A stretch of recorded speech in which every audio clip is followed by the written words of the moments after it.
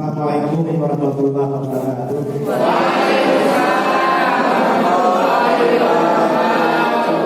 Salam pramuka. Tiga kali tepuk pramuka.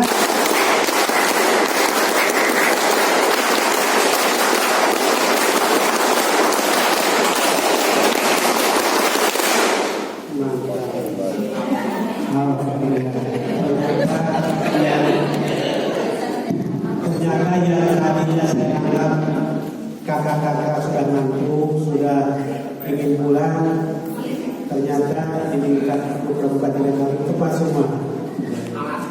Pertanda bahwa kita masih semangat, kita masih punya kesempatan untuk melanjutkan kegiatan ini, walau nanti saya yang terakhir hari ini, ya, untuk menutup kegiatan yang lain. Yang saya hormati kakak Kuaran dari itu Kak Heri, Kak Kuaran Ibu, Kak Ablaban, Kompensi lah, SPSM yang ada di Kota Barat dan yang saya hormati kakak Wakil Pengawasan dan dia yang menjawab kegiatan ini. Kemudian saya dapat juga oleh Pak Adam, Sekjen Paris Warsa, kakak-kakak para pembina, baik dari keluarga ranting Jatiluhur dan juga keluarga ranting Minggu yang dibanggakan, yang sangat luar biasa. Puji syukur marilah dapat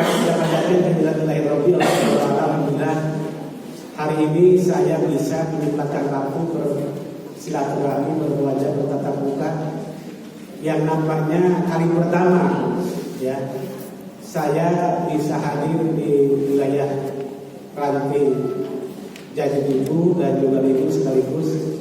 Tentu ini adalah sebuah kebahagiaan tersendiri.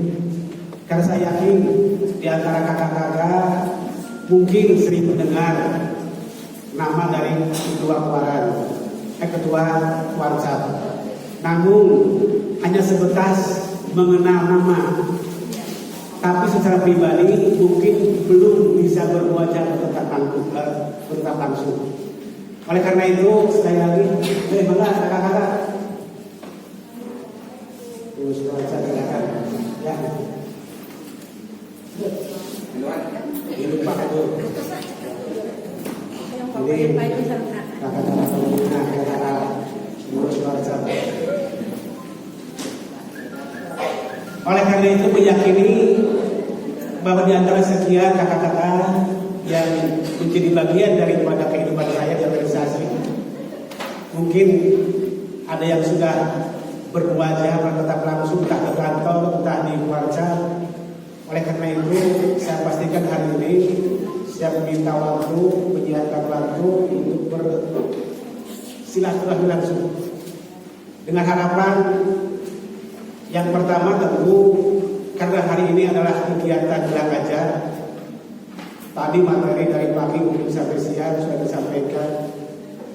Saya yakin kakak-kakak sudah mendapatkan ilmu, pengetahuan, wawasan, strategis dan yang lainnya. Tentu saya sebagai ketua WhatsApp ini mendapat feedback dari apa yang sudah disampaikan. Karena kami menyadari ketika saya diamanati oleh rekan-rekan kawan-kawan dari Kuaran untuk menjadi ketua WhatsApp,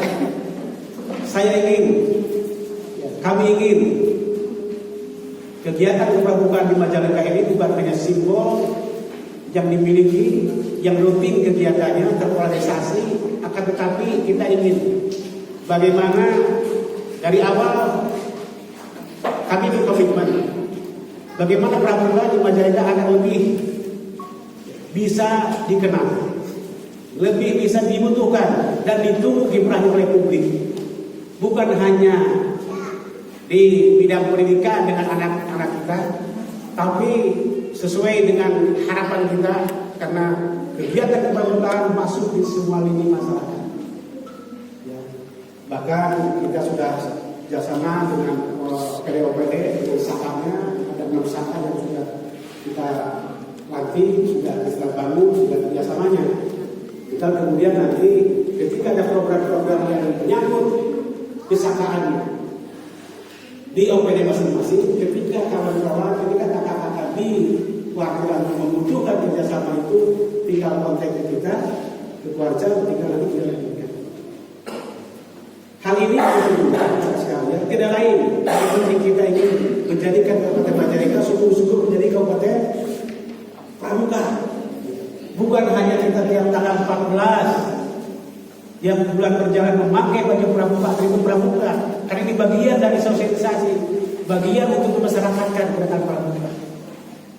Ya, didukung oleh regulasi dari Pak Bupati, oleh Perbudnya, Perbud nomor 4. Kemudian saya pun karena sebagai KPD menyadari betul berikutnya adalah organisasi tidak akan besar, termasuk yang namanya Kuarca ranting tidak akan besar kalau hanya mengandalkan sumber daya saja. Sumber daya banyak tanpa ditunjang dengan sumber daya mumpuni tidak akan mungkin besar, hebat dan kuat dan sehat organisasi. Tambah lagi sarana prasarananya, tambah dukungan finansialnya.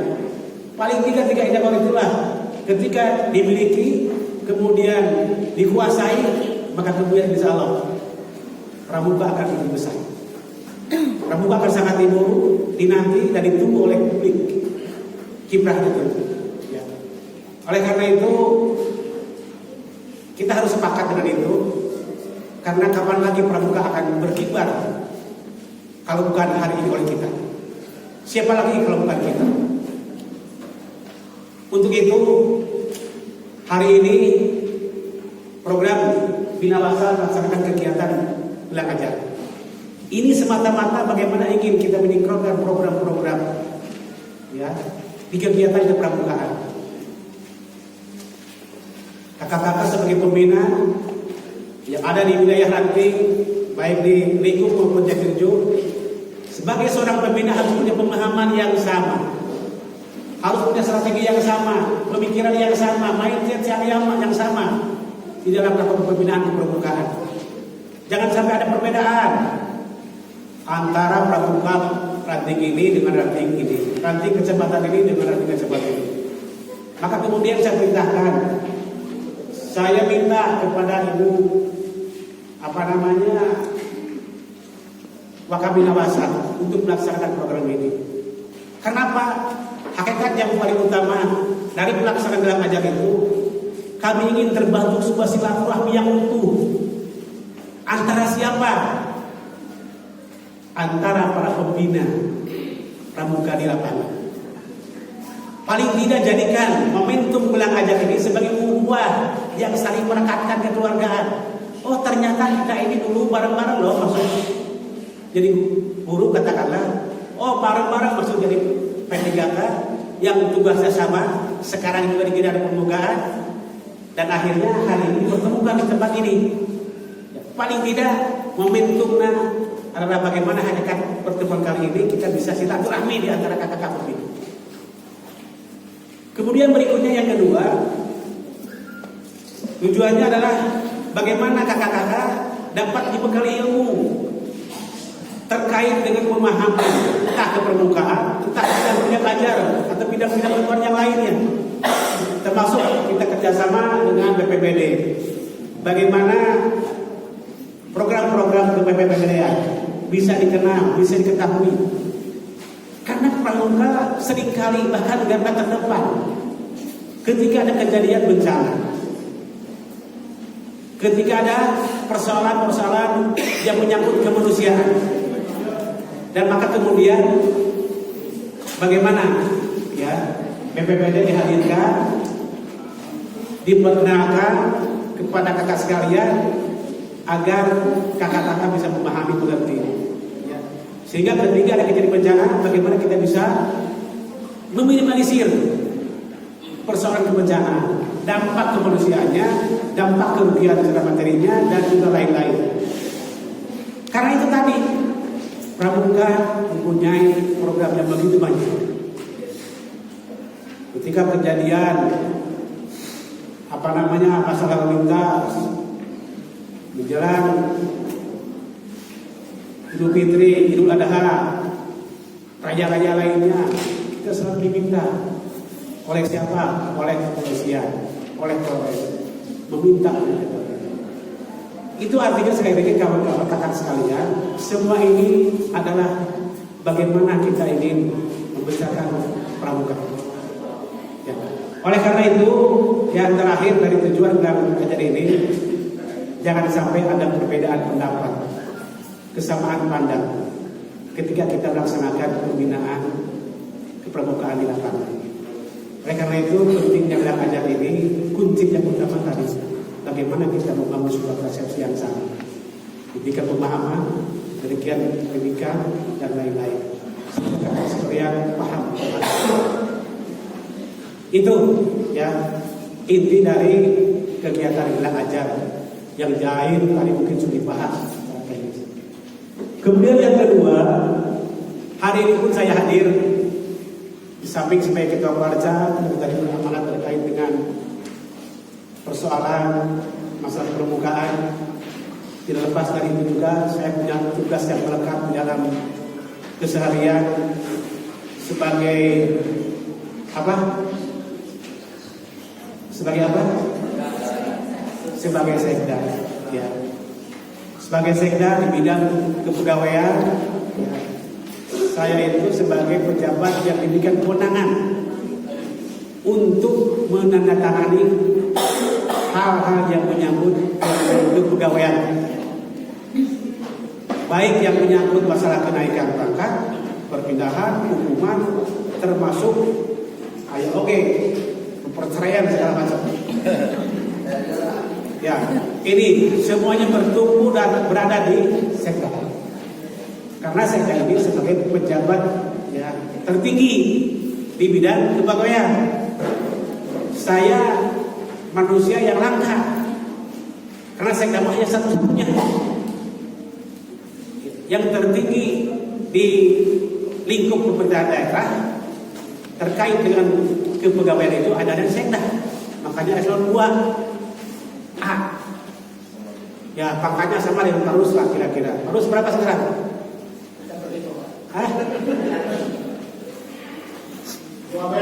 2B. Ya, beda D-nya lah. Kalau saya D, tapi di depannya 4 gitu ya. 4 D, apa B sedikit lah ya. Oleh karena itu, saya tidak ingin juga menyanyiakan kesempatan ini. Karena punya kewajiban yang melekat di dalam diri sebagai sekda untuk melakukan pembinaan di bidang kepegawaian. Ya, agar apa? Agar hal-hal yang menyangkut kepegawaian ketika dialami oleh kakak-kakak sekalian, sebagai keluarga besar saya, sebagai ketua keluarga, sekaligus sebagai sekda, ya paling tidak kakak-kakak sekalian bisa memanfaatkan fasilitas itu. Apa fasilitasnya? Keuntungan ketika kakak-kakak hari ini sebagai pembina di Pramuka, ya, ketika ada persoalan kepegawaian menyangkut pribadinya, menyangkut terus nadinya, merangkut haji inseknya, ketika ada kepegawaian nggak usah takut, nggak usah sungkan-sungkan, karena kebetulan yang menjadi ya pembina kepegawaiannya dia adalah ketua keluarganya. Berbeda ketika kemudian misalkan posisi kakak-kakak sekalian tidak ada hubungan organisasi dengan saya. Mungkin ketika mau ketemu saya mau nanya kali ya. Kalau sekarang ada urusan kepegawaian, urusan apapun pemerintahan, tinggal tanya, entah langsung mau WA, mau SMS, mau juga datang ke kantor, sangat terbuka. Ya. Inilah kelebihan kita. Ya, mudah-mudahan ini bisa dipahami, dimengerti, dan kemudian kita merasakan bahwa ternyata Pak Sekda dengan kita ini semuanya keluarga besar di Warsa, di Pramuka, dan juga di pemerintah daerah. Itu dua kelebihan. Hal apa yang ingin saya tekankan? Tentu ketika berbicara masalah kepegawaian, saya ingin kita sebagai ASN berapa? Ngacung ASN ngacung.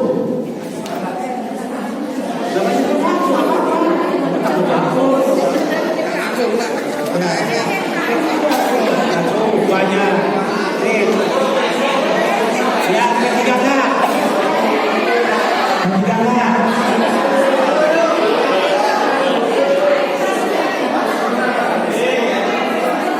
Yang ketiga mana? Yang masih lagi pendataan. Yang masuk kategori sekarang masih data. Atau semuanya udah masuk P3K kan? Pendataan, Pak. Ada yang masih pendataan. Mudah-mudahan yang lagi di data, yang sudah punya akunnya lancar, tidak ada masalah.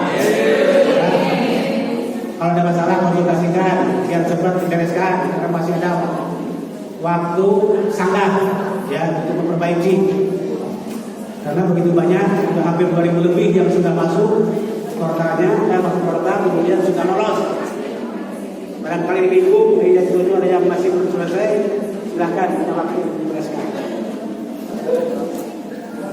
Saya ingin sekali lagi katakan, yang namanya undang-undang nomor 5 tahun 2015 tentang ASN terbagi dua. ASN itu ada PNS dan jadi tidak ada perbedaan hak kewajiban tunjangan dan lain-lain juga gaji sama. Yang membedakan adalah pensiunnya bagaimana, ininya bagaimana, ini lagi di haji. Kemudian termasuk juga ketiga, apakah kontrak 5 tahun, 4 per tahun. Ini juga lagi kita pelajari. Aturannya setiap tahun dievaluasi. Ketika hasil proses juntai tidak bagus, bisa dikembalikan ke jabatan semula. Ya, tapi mudah-mudahan saja hasil evaluasi P3K yang tiap tahun atau 5 tahun sekali ini menghasilkan produk kinerja yang bagus sehingga tidak perlu ada yang dikembalikan. Oleh karena itu, apa yang ingin saya pesankan? Pertama, bagaimanapun kita dituntut menjadi ASN yang profesional. Berikut juga dituntut menjadi PPK yang profesional. Apa sih profesional itu? Kata apa sih profesional itu? Paling tidak kita dituntut sebagai ASN agar profesional, sehingga ketika sudah profesional yakin kita akan bisa bekerja maksimal dan bisa melaksanakan tugas klien itu. Apa yang tahu? Paling tidak ada 3 variabel agar kita dibuat menjadi ASN profesional. Pak, tahu? Ya, udah tahu. Oh, dari hadiah lah. Iya, 100.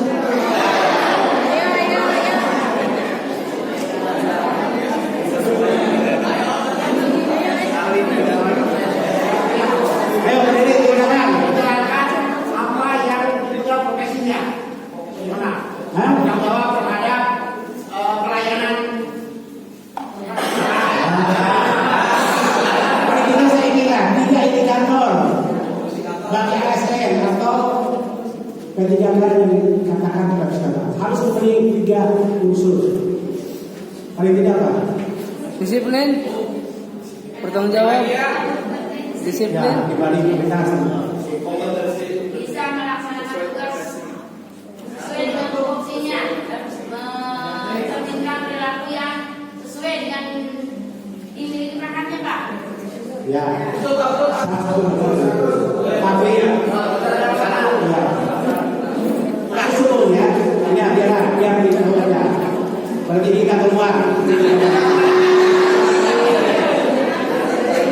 Paling tidak 3 variabel ketika kita ingin menjadi seorang ASN yang profesional. Yang pertama skill.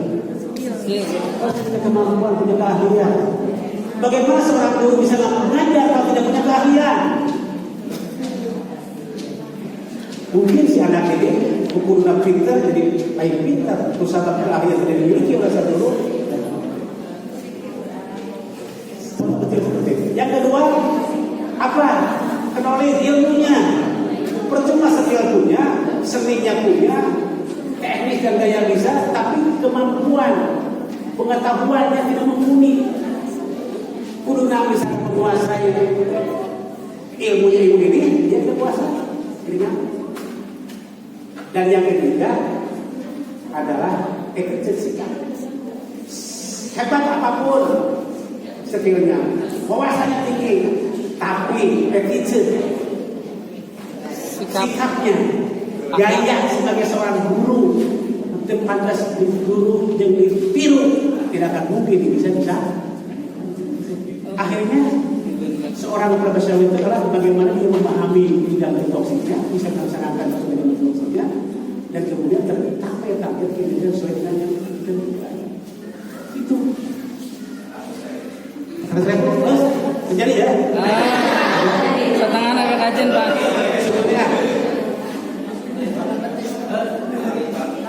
Oleh karena itu, saya ingin menambah rotasi kita.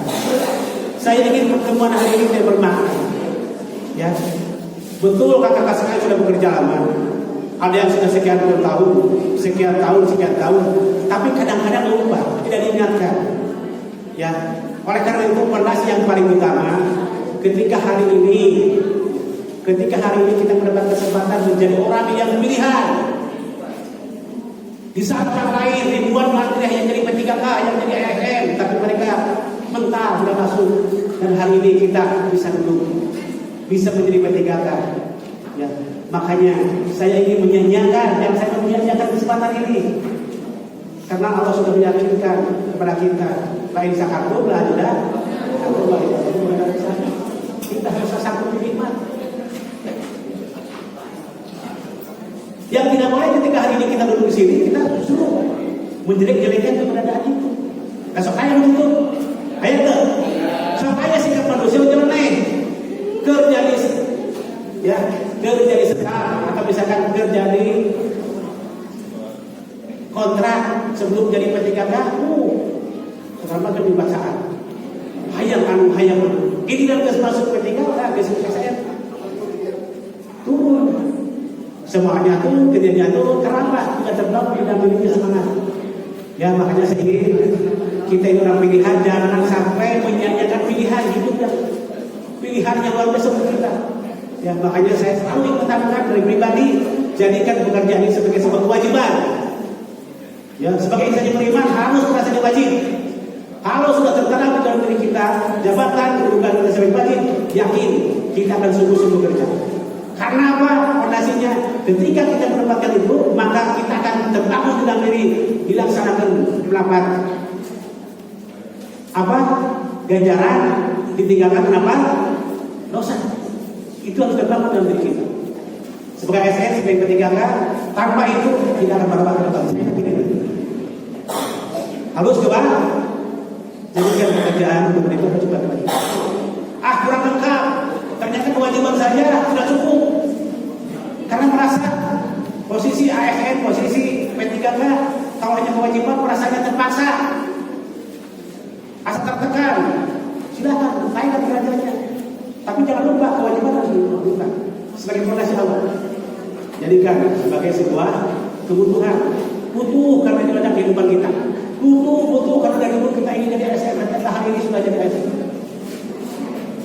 Pasti. Kalau ternyata kemudian dari dua kewajiban kemudian kebutuhan juga belum maksimal, kaitkan lebih lengkap lagi.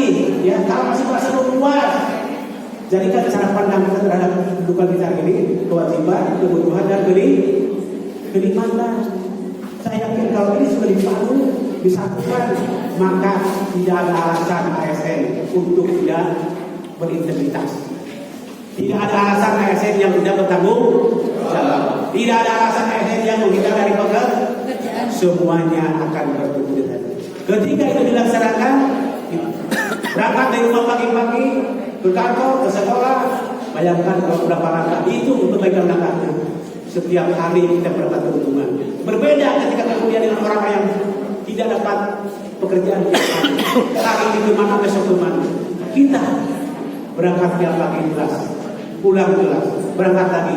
Bayangkan kalau 35 tahun kita bekerja, rasakan dengan niatan yang ikhlas selama itu hari kebaikan. Di samping juga kita ini di sekolah, di kantor, di ladang ini untuk menghidupi ini.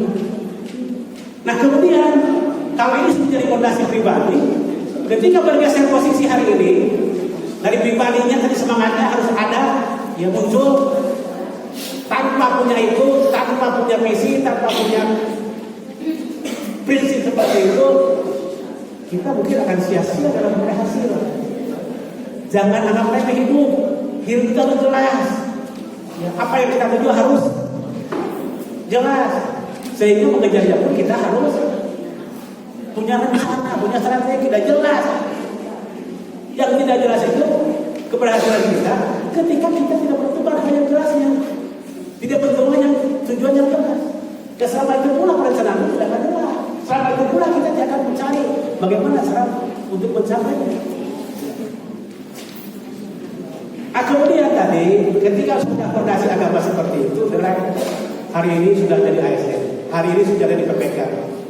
Teman-teman kata kasar sudah masuk kepada fase dunia apa? Dunia sistem apa? Sistem yang dibangun, yang diatur oleh Undang-Undang Nomor 5 tahun 7 tahun 2014 tentang ASN. Di mana kita sikap kita sudah diatur segala macamnya, baik kata kehidupannya, kata kerja dan yang lain-lain oleh undang-undang tersebut.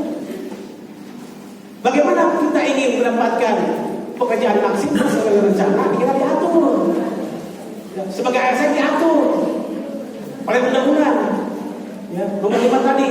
Bahkan Pak Presiden karena ingin ada kesamaan gerak, kesamaan langkah, kesamaan pandangan seluruh ASN yang ada di Indonesia, maka diambillah saripati dari Undang-Undang Nomor 5 itu menjadi core value ASN yang disampaikan pada tanggal 27 Juli tahun 2021. Apa core value ASN? Nilai-nilai dasar ASN itu apa?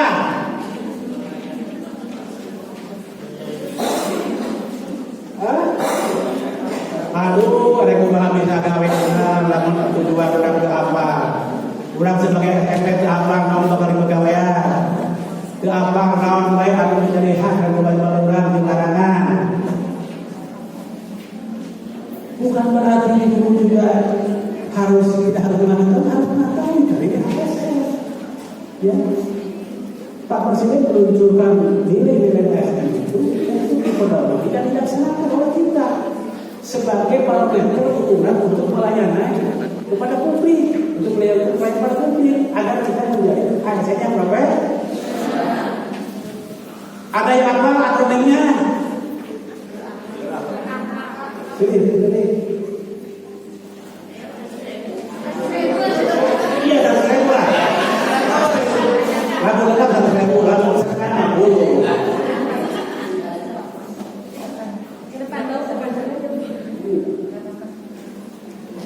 Ke depan atuh. Kamu tahu mau selalu bilang dia tahu bagaimana berani itu. Nama siapa? Ini Amalia. Dari Saya Supernuansa sumber ya. Tadi kita sepakat kami menyampaikan nilai dasar dari ASN yang dibalut dalam sebuah akronim yang disebut apa itu berangkat? Berorientasi yang pertama dulu berakhlak, berorientasi yang benar-benar. Ini yang pertama. Kenapa harus berpelayanan? Tugas kita sebagai ASN itu adalah sebagai pelayan, entah melayani masyarakat, entah melayani anak siswa. Tugas kita lebih rendah dibandingkan mereka yang memberikan tugas, yang Pak masyarakat.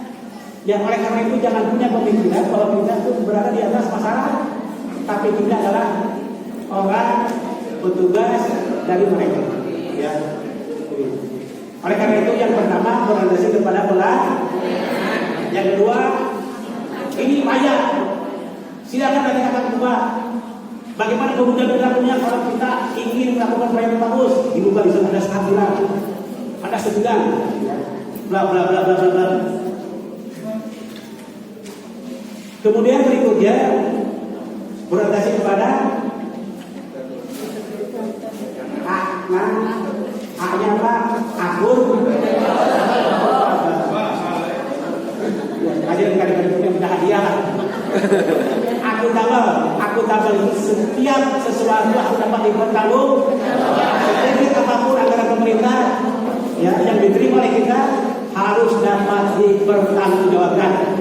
Bahkan dituntut oleh Undang-Undang 29 tahun 1999 bahwa setiap kita yang menerima anggaran pemerintah wajib mempertanggungjawabkannya di depan masyarakat, di hadapan publik.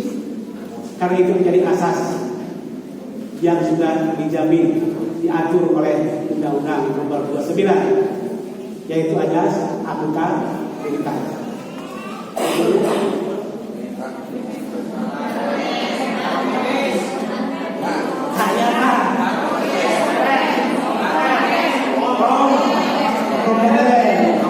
Kita sebagai ASN, sebagai P3K, kita tidak boleh berdiri seperti ini, tapi harus mengembangkan terus, punya kompetensi, harus dikembangkan, jangan diam sendiri, agar kita tidak ketinggalan, tidak ketinggalan keren. Kemudian perilakunya silakan buka, kalau kompeten apa saja yang harus dilaksanakan, baca. Terus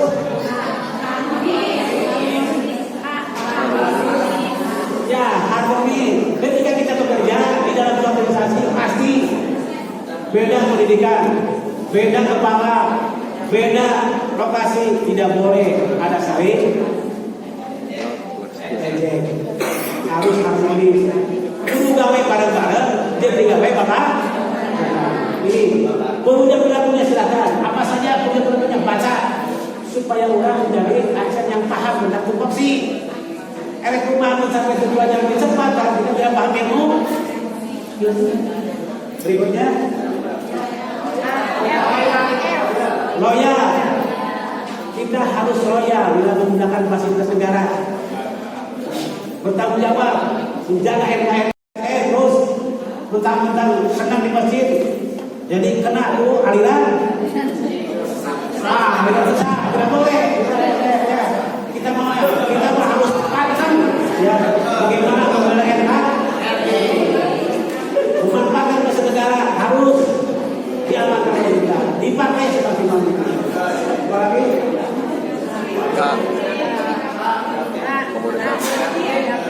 ada arti kita harus bagaimana terus ya, harus terus fleksibel. Inilah ciri khas, inilah nilai yang dimiliki oleh ASN. Dan yang terakhir, kita tidak menjadi manusia yang sendiri, tapi kita bisa karena orang lain. Akhirnya kita sangat tergantung juga